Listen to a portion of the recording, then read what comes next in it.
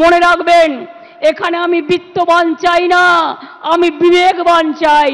যেটা বলছেন তাহলে বুঝে নেবে she is a pathological liar. যা বলেছেন তার মানে ঠিক উল্টোটা করেছেন। যেখানে আমরা জিতিনি সেখানে মানুষের ঘরে ঘরে গিয়ে বলবেন আমাদের ক্ষমা করবেন।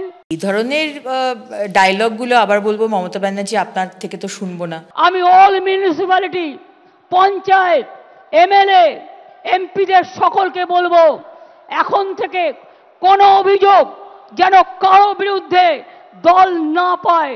যদি কোনো অভিযোগ কারো বিরুদ্ধে পায় আমরা কিন্তু উপযুক্ত অ্যাকশন নেব, এটা মাথায় রাখবেন। 21শে জুলাই মানে বিরোধীদের ঝাঁঝালো আক্রমণ। 21শে জুলাই মানে প্রতিপক্ষর মোকাবিলা কিভাবে করতে হবে সেই রোডম্যাপ তৈরি করে দেওয়া। কিন্তু লোকসভা নির্বাচন ও সাম্প্রতিক বিধানসভা উপনির্বাচনে বিপুল জয়ের পরেও এবারের 21-এর সমাবেশে মমতা বন্দ্যোপাধ্যায়ের ভাষণে বিরোধীদের বিদ্ধ করার চেয়েও দলীয় নেতাকর্মীদের উদ্দেশ্যে সতর্কবার্তায় বেশি করে উঠে এলো। কখনো অনুরোধ তো কখনো সরাসরি হুঁশিয়ারি। আমরা লোভী হতে চাই না, আমরা মানুষের বন্ধু হতে চাই। যতদিন আপনারা এই কাজটা করে দিতে পারবেন ততদিন মনে রাখবেন আপনাদের কেউ সরাতে পারবে না, আপনাদের কেউ হাঁটাতে পারবে না। অন্যায় করলে আপনারা দেখেছেন আমি তৃণমূল কংগ্রেসকেও ছাড়ি না, তৃণমূল কংগ্রেসকেও গ্রেপ্তার করি। অন্যায় করবেন না, অন্যায় সহ্যও করবেন না। এগুলো সমস্ত আইবশ। আপনি একটা কোনো ডেভেলপমেন্টের কাজ করেন না, আপনার শুধু হচ্ছে ডোলের রাজনীতি আর কিভাবে আপনি প্রধানমন্ত্রী হবেন, আপনার শুধু একটাই লক্ষ্য। লোকসভা নির্বাচনে তৃণমূলের আসন বেড়েছে, বাংলায় বিজেপি ফের ধাক্কা খেয়েছে। উপনির্বাচনে বিজেপির থেকে তৃণমূল 3টি বিধানসভা আসন ছিনিয়ে নিয়েছে। এগুলো যেমন ঠিক তেমনি কলকাতা পুরো এলাকায় তৃণমূল ধাক্কা খেয়েছে।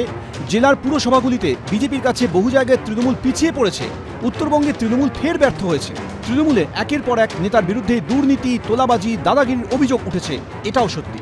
এই পরিস্থিতিতে ভিক্টোরিয়া হাউসের সামনে 21শে জুলাইয়ের সমাবেশ থেকে কার্যত শুদ্ধকরণের বার্তায় বারংবার উঠে এলো মমতা বন্দ্যোপাধ্যায়, অভিষেক বন্দ্যোপাধ্যায়ের গলায়।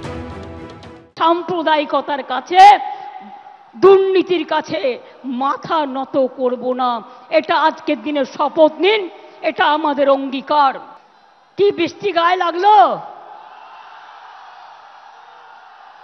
এত একবার চান করে নেব ধুয়ে যাবে, কিন্তু নোংরা যদি গায়ে লাগে, মনে লাগে, সেটা কিন্তু ধোয়া যায় না। তাই কেউ যাতে আপনাদের লোভী বানাতে না পারে। আমি ভাত রুটি খেয়ে থাকবো, কিন্তু আমি অন্যায়ের সাথে আপোষ করব না। তো যারা বিবেকবান হবে তারা 21শে জুলাই মঞ্চে